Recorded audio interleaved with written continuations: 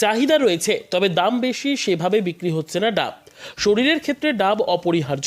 ডাবের জল শরীরের পক্ষে বিশেষ উপকারী। গরমে যেন ডাবের জলের প্রয়োজনীয়তা আরও বেড়ে যায়। প্রতি বছরের মতো এই বছরও শিলিগুড়ির বিধান মার্কেটে ডাব নিয়ে বসেছেন ব্যবসায়ীরা। বিভিন্ন দোকানগুলিতে দেখা যাচ্ছে সারি সারি ডাব। চাহিদা রয়েছে, কিন্তু বিক্রি হচ্ছে না।